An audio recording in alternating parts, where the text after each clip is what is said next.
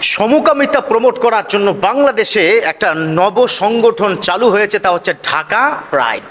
সাবধান, কি আছে ঢাকা প্রাইডে, কেন করা হচ্ছে এটা?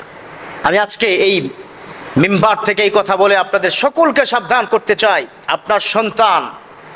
আপনার সন্তান মুসলিম সোসাইটির যারা রয়েছে বাংলাদেশের 17 কোটি মুসলমানের জন্য বড় ধরনের অশনি সংকেত, অ্যালার্মিং। এই ঢাকা প্রাইড নামে সমকামী সংগঠন যারা এখন উন্মাদ হয়ে গেছে, বিভিন্নভাবে তারা সমকামিতাকে প্রমোট করছে।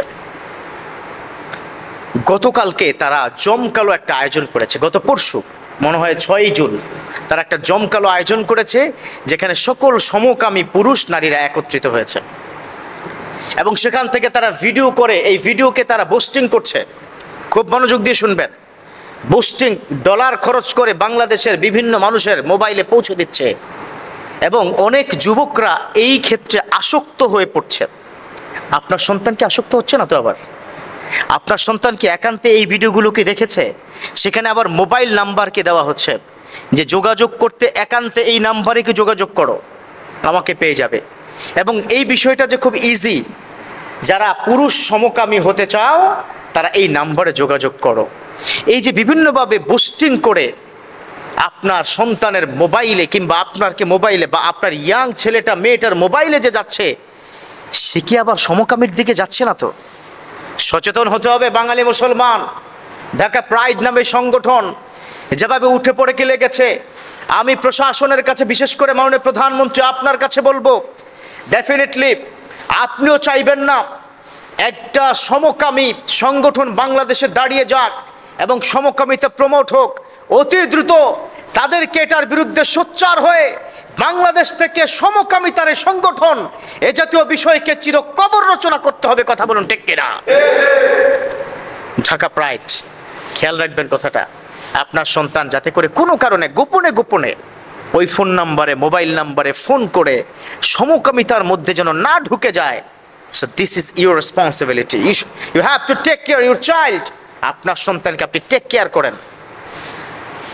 খবরদার, একবার যদি বিগড়ে যায়, একবার যদি হাত ছাড়া হয়ে যায়, ওই সন্তানকে আর ফেরত আনতে পারবেন না। আর এখনকার শিক্ষা ব্যবস্থা নিয়ে কি বলবো, আসলে বড় দুঃখ লাগে, বড় কষ্ট লাগে। ঢাকা কলেজের সমাজ বিজ্ঞানের পরীক্ষায়, পুরো পরীক্ষার মধ্যে 7টা প্রশ্ন এসেছে। এই 7টা প্রশ্ন, প্রেম কাকে বলে, প্রেমে সম্পর্ক জড়ানো কি যাবে কিনা, হ্যাঁ, কোনো নারীর স্বামী বিদেশে থাকলে ওই নারীকে উপকার করা যাবে কিনা, এখন কোন ধরনের উপকার চান, এই জাতীয় ঢাকা কলেজে সমাজ বিজ্ঞানের প্রশ্নের মধ্যে আসছে। নাউজুবিল্লাহ পড়লেন না? তাহলে সমাজ কোন দিকে যাচ্ছে? শিক্ষা ব্যবস্থার একই হাল। অতএব এই বিষয়ে মাননীয় প্রধানমন্ত্রী আপনার হস্তক্ষেপ চাই। ইতিপূর্বে আপনি যত জায়গায় হস্তক্ষেপ করেছেন সব জায়গায় আলহামদুলিল্লাহ সফলতা আসছে। শরীফ থেকে শরীফা আপনার অর্ডারই কিন্তু বাংলাদেশ থেকে চলে গেছে। অতএব ঢাকা প্রাইড নামে সংগঠন যদি বাংলাদেশে হয়, 1 নম্বর হচ্ছে এটা ইসলামে সম্পূর্ণরূপে হারাম, নাম্বার 2 হচ্ছে এটা নীতি নৈতিকতা বহির্ভূত, নাম্বার 3 হচ্ছে এটা হচ্ছে আনকালচারাল একটা ম্যাটার। অতএব সাবধান হতে হবে।